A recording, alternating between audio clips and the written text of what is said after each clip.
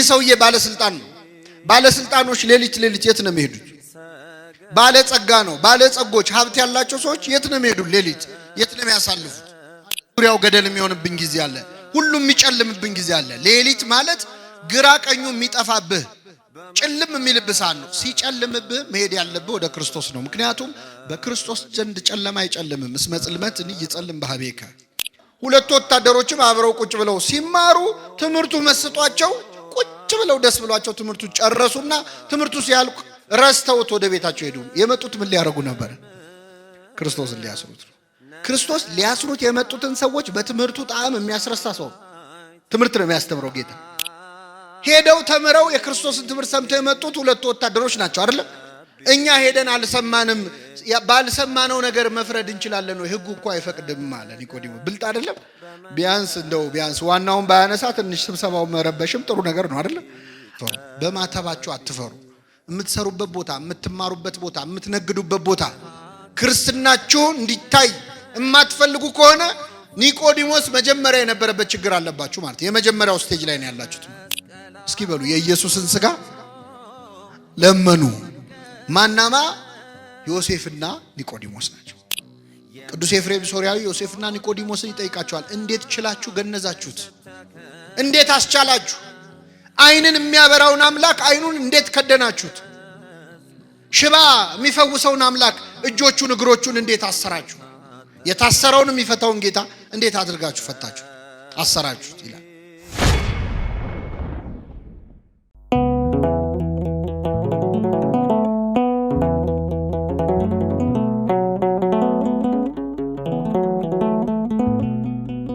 በቀሪው ሰዓት ከመካከላችን እንዲሆንልን፣ እንዲያስተምረን፣ እንዲመክረን፣ እንዲገስጸን የእርሱ ቅዱስ ፈቃድ ይሆንልን። በሚኖረን ጊዜ በዛሬው ዕለት ቤተክርስቲያናችን ባነበበችው ቅዱስ ወንጌል መነሻነት በዮሐንስ ወንጌል ምዕራፍ 3 ከቁጥር 1 ጀምሮ ተጽፎ በሚገኘው ታሪክ ተነስተን የእግዚአብሔርን ቃል እንማራለን። የትምህርታችን ርዕስ የሚሆነው የኒቆዲሞስ ክርስትና የሚል ይሆናል። እስቲ ከኔ ጋር በሉ፣ የኒቆዲሞስ ክርስትና። በዚህ ርዕስ ለጥቂት ደቂቃዎች የእግዚአብሔርን ቃል እንማራለን። የአባቶቻችን ለነቢያት፣ ለአባቶቻችን ለሐዋርያት፣ ለሐዋርያውያን አበው፣ ለሊቃውንት በጉባኤያቸው ተገኝቶ ምስጢሩን ጥበቡን ገልጦ ያስተማረ አምላካችን እኛንም በቸርነቱ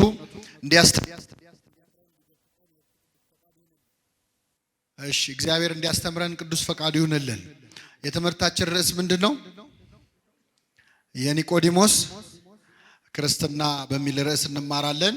በዮሐንስ ወንጌል ምዕራፍ 3 ከቁጥር 1 ላይ ያለው የወንጌል ክፍል እንዲህ ብሎ ይጀምራል። ከፈሪሳውያን ወገን የአይሁድ አለቃ የሆነ ኒቆዲሞስ የሚባል አንድ ሰው ነበረ።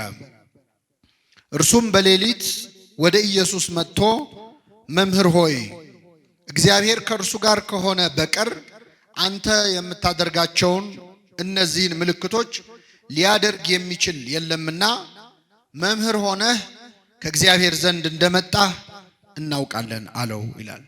እንግዲህ አሁን ያነበብነው የወንጌል ክፍል እዚህ ጉባኤ ላይ ያላችሁ ሁላችሁም በሕይወት ዘመናችሁ ለመጀመሪያ ጊዜ የሰማችሁት ወንጌል ይሄ ነው። ለመጀመሪያ ጊዜ ከኔ ጋር ናችሁ? ለመጀመሪያ ጊዜ ወደ ቤተ ክርስቲያን የመጣችሁት መቼ ነው? ለመጀመሪያ ጊዜ ቤተ ክርስቲያን የመጣችሁት መቼ ነው? ክርስትና ስንነሳ አይደለም? ክርስትና ስንነሳ የሚነበበው የወንጌል ክፍል ይሄ ነው እና ትዝ አይላችሁ? ምንም እንደው አሁን ስታስታውሱ፣ በእርግጥ ጡት እየጠባችሁ የዛኔ ቢዚ ነበራችሁ። ግን ክርስትና ስንነሳ ሕፃንም ሆነን ቢሆን ስጋችን ሕፃን ቢሆን ነፍሳችን ሕፃን አይደለችም አይደለም? ስጋ ባይሰማ ማን ይሰማል? ነፍስ ይሰማል። ይህ የወንጌል ክፍል ሁላችን ስንጠመቅ ቅድስት ቤተክርስቲያናችን አንብባ ሀብተ ክርስትናን የመንፈስ ቅዱስ ልጅነትን የሰጠችን አሁን ያነበብነውን የወንጌል ክፍል በማንበብ ነው እና ኒቆዲሞስ በእኛ ክርስቲያናዊ ሕይወት ውስጥ ከወንጌል ጋር ስንተዋወቅ መጀመሪያ የሰማነው ድምፅ ነው፣ የመጀመሪያ ስም ነው። እንግዲህ ኒቆዲሞስን የምናገኘው በዮሐንስ ወንጌል ምዕራፍ 3 ላይ ነው ለመጀመሪያ ጊዜ ስሙን የምናገኘው። ከዮሐንስ ወንጌል ውጭም ሌላ ወንጌል ላይ ስሙን አናገኘው። ኒቆዲሞስ የአይሁድ አለቃ ነበረ ብሎ ነው የሚጀምረው ዮሐንስ ወንጌል ምዕራፍ 3። ኒቆዲሞስ አለቅነቱ ስለ 3 ነገሮች ነው። የመጀመሪያው ኒቆዲሞስ በጣም ባለጸጋ ነበረ፣ ባለ ሀብት ነበረ፣ ብዙ ገንዘብ ያለው ሰው ነበር። ሁለተኛ ትልቅ ሹመት ደግሞ ነበረው፣ የአይሁድ ሸንጎ የምክር ቤት አባል ነበረ። ሶስተኛ በጣም የተማረ በዘመኑ የነበረውን ዘመኑ የወለደውን ትምህርት በደንብ የተማረ ምሁረ ኦሪት። ስለዚህ ሹመቱ ስልጣኑ ማለት ነው አንደኛ፣ ሁለተኛ ትምህርቱ፣ ሶስተኛ ሀብቱ አለቃ ያስተኛው በጣም ትልቅ ከፍ ያለ ሰው ነበር። ከኔ ጋር ናችሁ? እነዚህ 3 ነገሮች ብዙ ጊዜ አብረው አይሆኑም አይደለ? ስልጣን ያላቸው ሰዎች ሀብት ሊኖራቸው ይችላል፣ ግን ዕውቀት አይኖራቸው። ዕውቀት ያላቸው ሰዎች ደግሞ ሀብት አይኖራቸው አይደለም? ብዙ ጊዜ አይገጥምም፣ አብረው አይሄዱም። ኒቆዲሞስ ግን 3ቱን ነገሮች አስተባብሮ ያዘ። ትልቅ ሹም ነበረ። በሌሊት ወደ ኢየሱስ ሄደ ይላል። በሌሊት ወደ ኢየሱስ ሄደ። በጣም ይገርማል። በሌሊት ወደ ኢየሱስ ሄደ የሚለው ቃል ምን ያሳየናል? ይህ ሰውዬ ባለስልጣን ነው። ባለስልጣኖች ሌሊት የት ነው የሚሄዱት? ባለጸጋ ነው። ባለጸጎች ሀብት ያላቸው ሰዎች የት ነው የሚሄዱት? ሌሊት የት ነው የሚያሳልፉት? ወደ ጭፈራ ቤት ነው፣ ወደ መጠጥ ቤት ነው፣ ወደ ስካር ነው፣ ወደ ኃጢአት ነው። የተማሩ ሰዎች እናውቃለን የሚሉ ሰዎች ሌሊቶቻቸው ወደ ክርስቶስ የሚሄዱበት አይደለም፣ ከክርስቶስ የሚጣሉበት ነው ሌሊታቸው። ኒቆዲሞስ ግን በሌሊት ወደ ኢየሱስ ሄዶ ነበረ ይላል።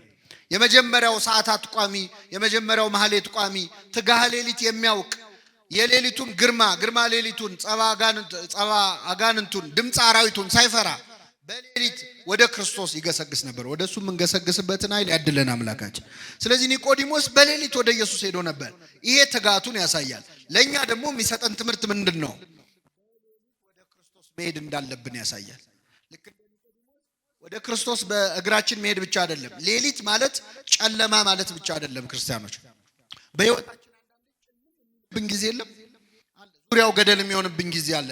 ሁሉም የሚጨልምብን ጊዜ አለ። ሌሊት ማለት ግራ ቀኙ የሚጠፋብህ ጭልም የሚልብህ ሰዓት ነው። ሲጨልምብህ መሄድ ያለብህ ወደ ክርስቶስ ነው። ምክንያቱም በክርስቶስ ዘንድ ጨለማ አይጨልምም። እስመ ጽልመት ይጸልም በኀቤከ።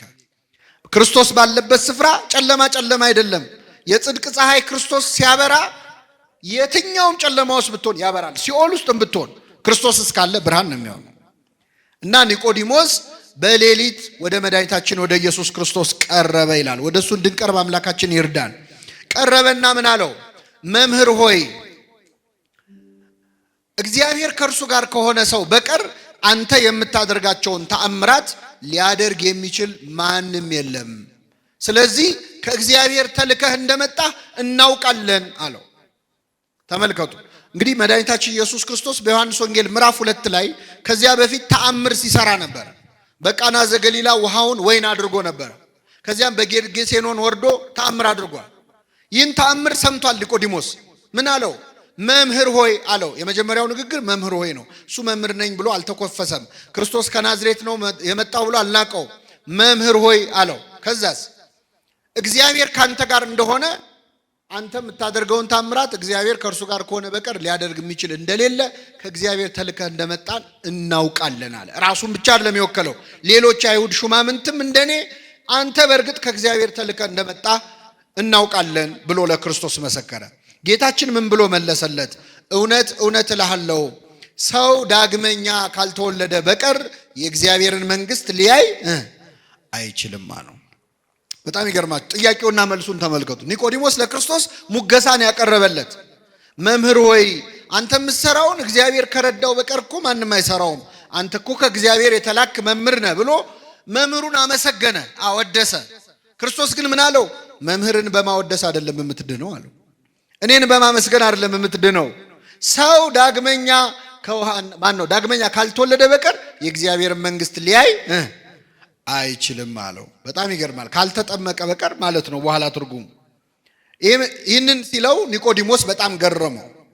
ምን ማለቱ ነው? ከዛ ጠየቀ። ይህ እንዴት ሊሆን ይችላል? ሰው ዳግመኛ ወደ እናቱ ማህፀን ገብቶ ተመልሶ ሊወለድ ይችላልን ብሎ ጠየቀ። ክርስቶስ መለሰለት፣ እውነት እልሃለሁ ሰው ዳግመኛ ከውሃና ከመንፈስ ካልተወለደ በቀር የእግዚአብሔር መንግስት ሊያይ አይችልም አለ። ከምንና ከምን? ከውሃና ከመንፈስ አለ። ምን ማለት ነው? ከውሃና ከመንፈስ ምስጢረ ጥምቀትን ነው የሚያሳየው። አባቶቻችን ክርስትና ሲያነሱን በሚጸልዩ ጸሎት ለመጠመቅ የተዘጋጀ ውሃ ወደ ማየገቦ ይለወጣል። ወደ ክርስቶስ ከጎኑ ወደ ፈሰሰው ደም ይለወጣል፣ ውሃ ይለወጣል። የጎኑን ውሃ ተጠምቀን የጎኑን ደም ጠጥተን ነው ክርስቲያን የሆነው። ስለዚህ ጸሎት ተደርጎበት ውሃው ወደ ማየገቦ ይቀየራል። ውሃና መንፈስ ናቸው ለኛ መወለድ ምክንያት የሆኑት። ሰው ከውሃና ከመንፈስ አባቶቻችን ይላሉ ከአብራከ መንፈስ ቅዱስ ከማህፀነ ዮርዳኖስ እንደ ባልና እንደ ሚስት አንድ ሕፃን ልጅ ሲወለድ ከአባቱ አብራክ ከእናቱ ማህፀን ነው የሚወለደው። እንደ አብራክ መንፈስ ቅዱስ እንደ ማህፀን ደግሞ ዮርዳኖስን አድርጋ ቤተክርስቲያን ጥምቀትን ዳግም ልደት ትላለች። ስለዚህ ሰው ዳግመኛ ካልተወለደ ወይም ካልተጠመቀ በቀር የእግዚአብሔርን መንግስት አይወርስም አለው። በጣም ይገርማል። ኒቆዲሞስ አለቃ ነው፣ ባለስልጣን ነው፣ ባለሀብት ነው ብያቸዋል። ወደ ጌታ ሲመጣ ግን ባለሀብት መሆኑ ቀረና ገና አልተወለድክም አለው ክርስቶስ። ገና ልትወለድ ያስፈልጋል አለው። አስተነፈሰው። ወደ ጌታ የሚመጡ ሰዎች ተኮፍሰው መጥተው ተንፍሰው ነው የሚሄዱት። ደረጃቸውን አውቀው ነው የሚሄዱት። ባለስልጣን ነኝ፣ ምሁር ነኝ፣ ባለገንዘብ ነኝ ብትል ክርስቶስ ፊት ግን ስንመጣ ምንም ነህ። በዚያ ላይ ኒቆዲሞስ በሌሊት የመጣው ዝም ብሎ ለመማር ብቻ አይደለም። በዚያን ጊዜ ከክርስቶስ ተማሪ ሆኖ የታየ ሰው ህይወቱ ላይ አደጋ ይጣልበት ነበር። በተለይ የሸንጎ አባል ከሆነ የምክር ቤት አባል ከሆነ ከምክር ቤት ሊባረር ይችላል። ስለዚህ ሌሊት ያስመጣው የመጀመሪያው ምክንያት ፈርቶ ነው። የክርስቶስ ተማሪ ሆኖ መታየት አልፈለገም ነበር። ተመልከቱ፣ ይፈራ ነበረ። ሁለተኛ ገና እስካሁን አልተማረም እንዴ? ከጌታ እግር ስር ቁጭ ብሎ ይማራል። ከ30 ዓመት ጎልማሳ ከክርስቶስ እንዴት ይማራል? ስንት ነገር ያውቃል ብለን ስንገምት ብለው እንዳይንቁት ተከብሮ ያደርጋል ደንቆሮ ይላሉ አባቶቻችን። ሰው ሲከበር እኮ ይደነቁራል፣ ትምህርት መማር አያምረው። በዚህ ምክንያት ኒቆዲሞስ በሌሊት መጣ እና ሰው ዳግመኛ ከውሃና ከመንፈስ ካልተወለደ በቀር የእግዚአብሔር መንግስት ሊያይ አይችልም አሉ። ይህን ጊዜ ኒቆዲሞስ ምን አለ መሰላችሁ? ይህ እንዴት ሊሆን ይችላል አለ። እስኪ በሉ ይህ አይሰማም። እንዴት ሊሆን? ኒቆዲሞስ ስንት ጥያቄ ጠየቀ? 2 ጥያቄ ጠየቀ። መጀመሪያ እንዴት ሰው ወደ እናቱ ማህፀን ሊመለስ ይችላል አለ። ለሱ መለሰለት። እኔ ወደ እናት ማህፀን ተመለስ አላልኩም፣ ከውሃና ከመንፈስ ነው የምትወለደው አለ። ሁለተኛ ጥያቄ ጠየቀ። ምንድነው ጥያቄው? ይህ እንዴት ሊሆን ይችላል አለ። የመጀመሪያው ጥያቄ መረጃ ከማጣት እውቀት ከማጣት የተጠየቀ ጥያቄ ነው። ክርስቶስ መለሰለት። ሁለተኛው ጥያቄ ግን የጥርጣሬ ጥያቄ ነው፣ የክርክር ጥያቄ ነው። እንዴት ሊሆን ይችላል? እግዚአብሔር እውቀት አጥሮን የምንጠይቀውን ጥያቄ ይቀበለናል። እምነት አጥሮን የምንጠይቀውን ጥያቄ ግን ያዝንብናል፣ ይቀየመናል። እየተነገረ እንዴት አትሰማም? እየነገርኩ አይደል ወይ? ለዚህ ነው እኮ እመቤታችንን ስናመሰግናት እንደ ዘካርያስ ሳትጠራጠሪ እንደ ኒቆዲሞስ ሳትከራከሪ ያመንሽ ብፅዕት ነሽ እንላለን። ኒቆዲሞስ ክርክር ነው የገባው ከክርስቶስ ጋር። ይህን ጊዜ ምን አለው? አንተ የአይሁድ መምህር ስትሆን ይህንን አታውቅም አለው። አባቶቻችን ይላሉ ዓለም ልሞ ገሰጸው ይላሉ። አንተ የአይሁድ መምህር ስትሆን ይህንን አታውቅም እንዲህ አለው። ዓለም ልሞ መገሰጽ ማለት ምን መሰላችሁ? ክብሩን ጠብቆ መገሰጽ ማለት ነው። እየሰማችሁ ነው? አሁን እኛ ብዙ ጊዜ ሰዎችን ስንገስጽ ክብሩን ጠብቀን አንገስጽ። ይህንን አታውቅም እንዴ ነው የምንለው በቀጥታ። እሱ ምን አለው? አንተ የአይሁድ ምን ስትሆን? ከኔ ጋር ናችሁ? እስቲ ልጠይቃችሁ። አሁን አንድ ሰው መጥቶ አንተ ውሻ ከሚለንና የኔ ውሻ ከሚለን መልሱልኝ። ካንተ ውሻና ከኔ ውሻ የቱ ይሻላል? አንተ ውሻ ስትባሉ ደስ ይላችኋል? የኔ ውሻ ስትባሉ ትሽኮረመማላችሁ አይደል? ትቅለሰለሳላችሁ። ግን ሁለቱም እኮ ውሻ ነው የተባለ። ንግግሩ አንድ ሆኖ ሳለ የምንናገርበት መንገድ ንግግሩን የበለጠ ተሰሚ ያደርገዋል። ዓለም ልሞ መገሰጽ ማለት ነው። አንተ ትልቅ ሰው አይደለህ እንዴ? የተማርክ አይደለህ እንዴ? እንዴት ይሄ ይጠፋሃል ብሎ ተግሳጽ በጣም ጥሩ ነው። ክርስቶስ የማያስተምረን የለም እኮ አክብሮ። አንተ የአይሁድ መምህር ስትሆን፣ የእስራኤል መምህር ስትሆን እንዴት ይህችን ነገር አታውቅም አለው ክርስቶስ። ከዛ ምን አለ? ከስጋ የተወለደ ስጋ ነው፣ ከመንፈስ የተወለደ ምንድን ነው? መንፈስ ነው። ከመንፈስ ትወለዳላችሁ ስላልኩ አታድንቅ። ማለት የምትወለዱ ልደት የስጋ ልደት አይደለም፣ መንፈሳዊ ልደት ነው። ነፋስ ከየት እንደሚመጣ ወዴት እንደሚሄድ አይታወቅም። መንፈስ ቅዱስም ከየት መጥቶ ሕፃኑ ላይ እንደሚያድር ሲጠመቅ ተጠምቆ ልጅነት መቼ እንደሚሰጠው አይታወቅም። ይሄ የመንፈስ ቅዱስ ስራ ነው ብሎ ኒቆዲሞስን በሌሊት አፍሮ ወደ ክርስቶስ የመጣውን ተማሪ አስተማረው። የኒቆዲሞስን እድል ለሁላችን ያድለን። ይሄ የመጀመሪያው ኒቆዲሞስ ክርስትና ሲጀምር የተከሰተ ታሪክ ነው። ኒቆዲሞስን የዮሐንስ ወንጌል ላይ ግን የምናገኘው ሶስት ቦታ ነው። ለሁለተኛ ጊዜ ኒቆዲሞስን የምናገኘው የዮሐንስ ወንጌል ምዕራፍ 7 ላይ ዮሐንስ ወንጌል ምዕራፍ 7 ላይ አንድ ነገር ተከሰተ። ክርስቶስ ሲያስተምር ሰዎች በትምህርቱ ጣዕም በጣም ከመደሰታቸው ብዛት በዋለበት እየዋሉ ባደረበት እያደሩ ቃሉን ይሰማሉ። እና ክርስቶስ ሲያስተምር ሰው የበዛ የጌታ ተከታዮች ብዙ እየሆኑ መጡ። ጸሐፍት ፈሪሳውያን ደስ አላላቸው። ይሄ ነገር ያሰጋናል አሉ። መጨረሻ ሁለት ወታደሮች ሮማውያን ጠሩና ደና ጉልበት ያላቸው እንደው ጠብደሎቹ ጠሩና ሂዱና የናዝሬቱን ኢየሱስን አስራችሁ ይዛችሁልን ኑ አሏቸው። እሺ ብለው እነዚህ ሁለት ወታደሮች ክርስቶስን ሊይዙ ጉዞ ጀመሩ። ከኔ ጋር ናችሁ? እግዚአብሔር ከሁላችን ጋር ይሁን። ከዛ ሁለት ወታደሮች ጌታን ሊይዙ ሲሄዱ ልክ እንደዚህ ጉባኤ ክርስቶስ ህዝቡን ሰብስቦ እያስተማረ ነው። ወታደሮቹ ቆይ ትምህርቱን ይጨርስና ትምህርቱን ጨርሶ ሲወርድ እናስረዋለን ብለው ቁጭ እንበል ብለው ቁጭ አሉ። እያስተማረ ያለው ማን ነው? የኛን የኃጢአተኞቹን ትምህርት እኮ ቁጭ ብላችሁ ትሰማላችሁ። የክርስቶስ ትምህርት እንዴት አይነት ነው? የሱን ድምጽ መስማት ብንችል ደስ አይላችሁ? ብፁዕ ቅዱስ አቡነ ሽኖዳ ምን ነው ዛሬ አገሩን ያጥለቀለቀው የድምጽ መቅረጫ መሳሪያ ጌታ በነበረ ጊዜ በኖረ ኖሮ ይላሉ። ምን ነው ድምጹን በሰማ ነው ተቀርጾ በቀረ ኖሮ። አስባችሁታል? የጌታን ድምጽ ብንሰማው የሱ ድምጽ እኮ ይሰራል። አላዛር ውጣ ሲል ሙቱ ከመቃብር ምን ይላል? ይወጣል። አቤት ድምጹን! ስንት በሽተኛ ፈውሰንበት ነበር እያሰማን። እና ቁጭ ብለው የጌታን ትምህርት ህዝቡ ሲማር ሁለት ወታደሮችም አብረው ቁጭ ብለው ሲማሩ ትምህርቱ መስጧቸው ቁጭ ብለው ደስ ብሏቸው ትምህርቱ ጨረሱና ትምህርቱ ሲያልቅ ረስተውት ወደ ቤታቸው ሄዱ። የመጡት ምን ሊያደርጉ ነበር? ክርስቶስን ሊያስሩት ነው። ክርስቶስ ሊያስሩት የመጡትን ሰዎች በትምህርቱ ጣዕም የሚያስረሳ ሰው ትምህርት ነው የሚያስተምረው ጌታ። ይገርማቸዋል። ወታደሮቹ ተመለሱ ወደ ጸሐፍት ፈሪሳውያን። የታል አሏቸው። ምን አሉ? እንዴ አስራችሁ ነው አልተባላችሁም ወይ? የታል ያዛችሁታል? እረኛ እስከ ዛሬ እንዲህ ያስተማረ ሰው አይተን አናውቅም እንዲህ ያለ ትምህርት ሰምተን አናውቅም አሉ። መሰከሩለት። ይህን ጊዜ ጸሐፍት ፈሪሳውያን ተበሳጩ። ምን አሉ መሰላችሁ? እናንተ ወታደሮች ስለሆናችሁ ነው፣ ምንም ስለማታውቁ እውቀት ስለሌላችሁ ነው። የተማረ ሰው ብትሆኑ ኖሮ የሱን ትምህርት አትማሩም ነበር። እስቲ አንድ የተማረ ሰው ቁጭ ብሎ የሱን ትምህርት ሲማር አይታችሁ ታውቃላችሁ? ያሉ አንድ የተማረ ሰው እስቲ የሱ ተማሪ ያለው ያሉ አለ? የለም። ማ? ኒቆዲሞስ። ይሄ ወሬ ሲወራ ኒቆዲሞስ እዛ ቆሞ ይሰማል። እስቲ አንድ የተማረ ሰው ቁጭ ብሎ የጌታን ትምህርት ተምሯል ሲሉ ኒቆዲሞስ እዛ ቁጭ ብሏል። ኧረ እኔ ያለው ሄጄ እኮ በሌሊት ተምሬያለሁ እንዳይል ያስሩታል። ነገር ይመጣል። ዝም እንዳይል ደግሞ ቆጨው። እንዴት ያለ ነገር ነው! ተጨነቀ። ዝም እንዳይል የተማረው ትምህርት ቆጨው። ያንን ሁሉ ነገር ነግሮት በሌሊት ስለ ጥምቀት አስተምሮት እንዴት ዝም ይበል? እንዳይናገር ደግሞ የሚመጣበትን ያውቃል። ከዚያ ምን አለ? ሄደው ተምረው የክርስቶስን ትምህርት ሰምተው የመጡት ሁለቱ ወታደሮች ናቸው አይደል? እኛ ሄደን አልሰማንም፣ ባልሰማነው ነገር መፍረድ እንችላለን ወይ? ህጉ እኮ አይፈቅድም አለ ኒቆዲሞስ። ብልጥ አይደለም? ቢያንስ ዋናውን ባያነሳ ትንሽ ስብሰባውን መረበሽም ጥሩ ነገር ነው አይደል?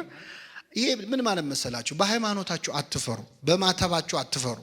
የምትሰሩበት ቦታ፣ የምትማሩበት ቦታ፣ የምትነግዱበት ቦታ ክርስትናችሁ እንዲታይ የማትፈልጉ ከሆነ ኒቆዲሞስ መጀመሪያ የነበረበት ችግር አለባችሁ ማለት። የመጀመሪያው ስቴጅ ላይ ነው ያላችሁት ማለት። ፈራ ተባለ። ደፍሮ እኔ እንዲህ ነኝ ማለት አቃተው። ብዙዎቻችን እንደዚህ ነን እኮ። ነጠላቸውን ጥፍጥፍ አድርገው እኮ ከቢሮ ሲወጡ ቤተክርስቲያን ነው የሚሄደው ለማለት የሚፈሩ ሴቶች አሉ። ቤተክርስቲያን ለመሳለም ጓደኞቹ ፊት የሚያፍር እኮ ጎረምሳል። ክርስቶስ በእኛ ሳያፍር አሁን እኛ በሱ ልናፍር ነው? እንዳናፍር በእውነት። እና ኒቆዲሞስ ፈራ ተባብሎ እንዴ ህጋችን እኮ ሳያጣሩ መፍረድ አይፈቅድም አለ። ይህን ጊዜ አይሁድ አንተ እኮ ስላልተማርክ ነው ሊሉት አልቻሉ። አንተ አልተማርክም ሊሉት አልቻሉ። ምክንያቱም ኒቆዲሞስ ምን ያለ ሰው? የተማረ ሰው ነው። በቃ እንመርምር እስቲ ነቢይ ኬት እንደሚነሳ መጽሐፍን መንብር ብለው ተበተኑ ወደ የቤታቸው ይላል። ይሄ ሁለተኛው የኒቆዲሞስ ክርስትና ደረጃ ነው። የመጀመሪያው ፍርሃቱ ነው። ሁለተኛው ፈራ ተባ ያለበት ነው። ሶስተኛው ልንገራችሁ እናበቃለሁ። ኒቆዲሞስን ለሶስተኛ ጊዜ የምናገኘው በዮሐንስ ወንጌል ምዕራፍ 19 ላይ ነው። በዮሐንስ ወንጌል ምዕራፍ 19 ላይ ኒቆዲሞስ እንደ መጀመሪያው ቀን በሌሊት ፈርቶ ክርስትናውን በድብቅ ላድርግ ሳይል፣ እንደ ሁለተኛው ቀን ፈራ ተባ ሳይል በአደባባይ ክርስትናውን የገለጸበት ቀን ነው። በአደባባይ መቼ ነው ካላችሁ ጌታችን መድኃኒታችን ኢየሱስ ክርስቶስ በመስቀል ላይ ተሰቅሎ በሞተበት ዕለት ነው። ዓርብ ዕለት ታስታውሱ ከሆነ ዓርብ ዕለት ጌታችን መድኃኒታችን ኢየሱስ ክርስቶስ 9 ሰዓት ላይ ነፍሱን ሰጠ። ልክ እንደሞተ አይሁድ ሐሳባቸው ምን እንደሆነ ታውቃላችሁ? መሰቀሉ ሳይበቃ የገሃነም ሸለቆ የሚባል አለ፣ ቆሻሻ መጣያ ቦታ። ስጋው እዛ እንዲጣል ነው የፈለጉት፣ እንዲቀበር አልፈለጉም። ማዋረድ ስለፈለጉ ማለት የሚቀብረው እንዲጠፋ። ይኸው መሲህ ቢሆን ኖሮ በእውነት እሱ ክርስቶስ ቢሆን ኖሮ እንዴት ስጋው እንዲተልከስክሶ ይወድቅ ነበር ለማለት እንዲያመቻቸው። ልክ ክርስቶስ ሲሞት ግን 2 የአይሁድ ሸንጎ አባላት ወደ ጲላጦስ ሄደው የኢየሱስን ስጋ ለመኑ ይላል። እስኪ በሉ የኢየሱስን ስጋ ለመኑ። ማናማ? ዮሴፍና ኒቆዲሞስ ናቸው። ኒቆዲሞስ ጌታ በሞተበት ዕለት በትክክል እምነቱን ገለጸ። በጣም የሚገርማችሁ ጌታ እኮ ሞቷል፣ አያየውም፣ ይታዘበኛል አይል፣ ሞቷል። በሞተበት ዕለት፣ ወዳጅ ባጣበት ዕለት፣ ደቀ መዛሙርት ሁሉ ጥለውት በሸሹበት ዕለት ከዮሐንስ በስተቀር ብቻውን በሆነበት ዕለት በአደባባይ በተሰቀለ ጊዜ ስጋውን ለመለመን ወደ ጲላጦስ ሄደ ይላል። እዚህ ላይ ለእኛ ትልቅ ትምህርት ነው። የኢየሱስን ስጋ ዮሴፍና ኒቆዲሞስ ሄደው ጲላጦስን የኢየሱስን ስጋ ለመኑት ይላል። ትልቅ ጸሎት ነው በእውነት። አሁን እኛ ላለመቁረብ ከምናቀርባቸው ምክንያት አንዱ ንስሐ አባቴ ጥሩ አይደሉም፣ በደንብ አይዙኝም፣ አይንከባከቡኝም፣ ፊታቸውን አጠቆሩብኝ፣ እንዲያርግ ያሉኝ፣ እንዲያታርጋሉኝ እያለ ከንስሐ የሚርቅ ሰው አለ። መለማመጥ አለ የማይፈልግ ማለት። ለክርስቶስ ስጋና ደም አይደለም ካህን ቀርቶ ጲላጦስም ይለመናል። ለመኑት፣ እባክህ የኢየሱስን ስጋ ስጠን አሉት። ጲላጦስ ምን አለ መሰላችሁ? ከመቼው ሞተ አለ ይላል። ምን ማለት ነው? መስቀል ላይ ተሰቅሎ በ3 ሰዓት የሞተ ሰው የለም። ምክንያቱም መስቀል ላይ መሰቀል አይገልም እኮ በራሱ። ክርስቶስ እኮ መሰቀሉ አይደለም የገደለው። ከዚያ በፊት 6666 ጊዜ ምን ብሏል? ተገርፏል፣ ደክሟል። ስለዚህ መስቀል ላይ በቀረችዋ ሰዓት ስቃይ የተቀበለ ፍቅሩን የገለጸ። የሚገርማችሁ ስለኛ ያን ሁሉ ስቃይ ተቀብሎ ሲቸነክሩት እንኳን አምጥተው ጠጅ ያጠጣሉ ሮማውያን። የሚቸነክሩት ሰው ትንሽ እንደው ቁስሉ እንዳይሰማው ጠጅ አጠጥተው ትንሽ ሰክሮ ደንዝዞ ህመሙ ሳይሰማው እንዲያልፍ ማለት። ክርስቶስ ግን ጠጅ ሲያመጡለት ተፋው ነው የሚለው። ስለኛ የሚቀበለውን መከራ በምንም መቀነስ አልፈለገም። ሁሉን ህመም ታሟል፣ ከራስ ፀጉሩ እስከ እግር ጥፍሩ ድረስ። ስለ መተላለፋችን ቆሰለ፣ ስለ በደላችን ታመመ።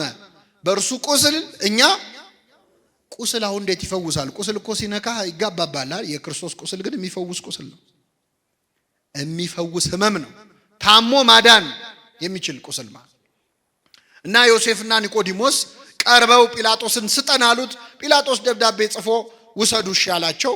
ዮሴፍና ኒቆዲሞስ ክርስቶስን ከመስቀል አወረዱት። አይሁድ እየገላመጧቸው፣ ጸሐፍት ፈሪሳውያን እያዩአቸው ስልጣናችን ገደል ይግባ ብለው ማለት ነው። ኒቆዲሞስ ፈራ ተባ ማለቱን አቆመ። ክርስትናውን በአደባባይ ገለጸ። ሄዶ ከመስቀል ላይ ክርስቶስን አወረደው። አስተኝተው በግራውና በቀኙ ቆመው እያለቀሱ ገነዙት። ደከምከኑ መጽኔሆሙ ለድኩማን፣ ደካሞችን የምታጸናቸው ሆይ ደከምክን? ሞትከኑ መንሥኤሆሙ ለሙታን፣ ሙታን የምታስነሳ ሆይ አንተ ሞትክን? እያሉ እያለቀሱ መገነዝ ጀመሩ። ይህን ጊዜ መላእክቱን ልኮ ነገራቸው። እንዴት እንደ ሩቅ ብእሲ እንደ ፍጡር እያለቀሳችሁ ትገንዙኛላችሁ? እያመሰገናችሁ ነው እንጂ ብሎ በመላእክቱ አስነገራቸው። ይህን ጊዜ ቅዱስ እግዚአብሔር ቅዱስ ኃያል ቅዱስ ሕያው ዘይመውት፣ ቅዱስ እግዚአብሔር ቅዱስ ኃያል ቅዱስ ሕያው የማይሞት እያሉ እየተንቀጠቀጡ ገነዙት። ክርስቶስን መገነዝ እንዴት አይነት ክብር ነው! ቅዱስ ኤፍሬም ሶርያዊ ዮሴፍና ኒቆዲሞስን ይጠይቃቸዋል። እንዴት ችላችሁ ገነዛችሁት? እንዴት አስቻላችሁ? አይንን የሚያበራውን አምላክ አይኑን እንዴት ከደናችሁት? ሽባ የሚፈውሰውን አምላክ እጆቹን እግሮቹን እንዴት አሰራችሁ? የታሰረውን የሚፈታውን ጌታ እንዴት አድርጋችሁ ፈታችሁት አሰራችሁት ይላል። እና ዮሴፍና ኒቆዲሞስ በክብር ገነዙት። ቤተክርስቲያናችን የዮሴፍና ኒቆዲሞስን ክብር በደንብ ተረድታለች። አሁን ቤተክርስቲያን ስትሳለሙ መጀመሪያ ወድቃችሁ መሬቱን ትስማላችሁ አይደል? ከዛ ግራውንና ቀኙን መሬቱን ስንስም መቃብሩን ነው እየተሳለምን ያለ ነው። ግራና ቀኙን ስንስም ዮሴፍና ኒቆዲሞስን ነው የምናስታውሰው። አባቶቻችን ቅዳሴ ላይ ሲቀድሱ ንፍቁ ካህንና ሰራዩ ካህን ጸሎት ሲያደርጉ ምንድነው የሚለው? ሰራዩ ካህን ዋናው ካህን ምንድነው የሚለው? ጌታ ሆይ ይህ እኔንና ይህን አብሮኝ የሚቀድሰውን ካህን ስጋህን እንደገነዙ እንደ ዮሴፍና እንደ ኒቆዲሞስ አድርገን ይላል። የሕማማት ቀን ደግሞ ብትገቡ ቤተ መቅደስ ታያላችሁ ተአምር። የክርስቶስን ልክ እንደተገነዘ ሆኖ ሁለት ካህናት ይዘው 41 ጊዜ እየተዞረ እግዚኦታ እየተባለ እነሱ የተሰማቸው እንዲሰማን የሚያደርግ ጸሎት አለ። የትንሣኤ ሰሞን ደግሞ ገና ቅዳሴ ስንጀምር ሃሌሉያ ዮሴፍ ወኒቆዲሞስ ገነዝዎ ለኢየሱስ፣ ዮሴፍና ኒቆዲሞስ ኢየሱስን ምን አሉት? ገነዙት እያልን ነው ቅዳሴ የምንጀምረው። ራሱ ክርስቶስን መገነዝ እንዴት ያለ ክብር ነው! ክርስቶስን መገነዝ ትፈልጋላችሁ ይላል ቅዱስ ኤፍሬም ሶርያዊ። ኤፍሬም ሶርያዊ ይገርማቸዋል፣ መገነዝ ይፈልግ ነበር እና ምን ያደርጋል መሰላችሁ? በጠዋት ይነሳና በማታ ይወጣና ሌሊቱን ሙሉ ጎዳና ተዳዳሪዎች ነዳያንን በተኙበት ይፈልጋል። ከመሃላቸው የሞተ ካገኘ ደስ ይለዋል፣ ይገንዘዋል። ሲመለስ ፊቱ በርቶ ይመለሳል። ምን አግኝተን የተደሰትከው ሲሉት ክርስቶስን አግኝቼ ገነዝኩት ይላል። ደሃን ማብላት ክርስቶስን ማብላት ከሆነ ደሃን መገነዝ ማን መገነዝ ነው? ክርስቶስን መገነዝ ነው። ስለዚህ ኒቆዲሞስ በቤተ ክርስቲያናችን እጅግ ትልቅ ክብር ያለው ቅዱስ ነው። ቀስ እያለ በፍርሃት የጀመረ ክርስትና ከዛ ፈራ ተባ ወደ ማለት ከዚያ ደግሞ በአደባባይ ስለ ክርስቶስ ወደ መመስከር ሰማዕትነት እኮ ነው። ሰማዕትነት ነው። ከዚህ በላይ ምን ሰማዕትነት አለ? እና ክርስትናችን የምንሞትለት መከራ የምንቀበልለት ልታምኑ ብቻ አይደለም የተጠራችሁት። እንደነ ቅዱስ አግናጢዮስ ልታምኑ ብቻ ሳይሆን መከራን ምን ልትሉ ልትቀበሉ። ክርስቶስ ይቺ ጽዋ ከኔ ትለፍ ብሎ ለሁላችን ያስተላለፈው መከራውን ነው። ከኔ ትተላለፍ፣ ከኔ ወደ ቀጣዩ ትውልድ ትሂድ ብሏል። ስለዚህ ክርስቶስን የጠሉ ሁሉ ክርስቲያኖችን ይጠላሉ። በዓለም ሳላችሁ